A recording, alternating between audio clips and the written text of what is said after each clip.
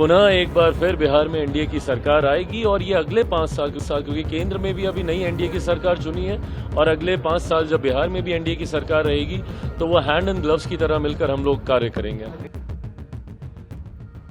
बिहार में सियासी सरगर्मी तेज है, कभी भी चुनाव की घोषणा हो सकती है। ऐसे में जो दो मुख्य गठबंधन है बिहार में, उसमें आपसी नुरा कुश्ती का दौर भी जारी है। सीएम फेस को लेकर और सीट शेयरिंग को लेकर आरोप प्रत्यारोप और बयानों का दौर जारी रहता है।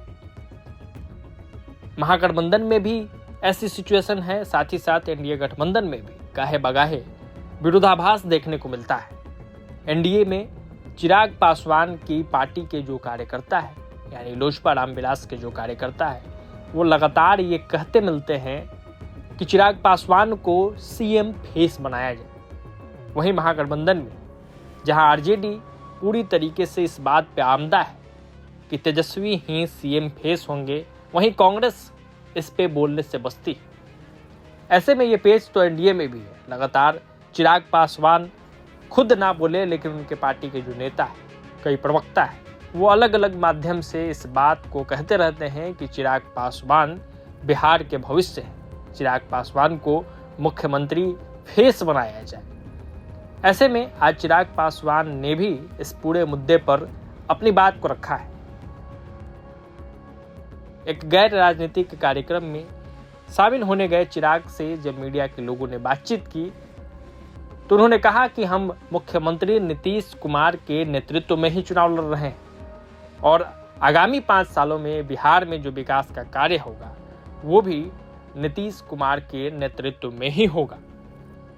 तो कहीं न कहीं चिराग पासवान ने यह स्पष्ट कर दिया है कि उनकी खुद की मंशा ऐसी कुछ नहीं है और वो कह रहे हैं कि मुख्यमंत्री नीतीश कुमार के नेतृत्व में ही एनडीए 2025 का चुनाव लड़ेगी।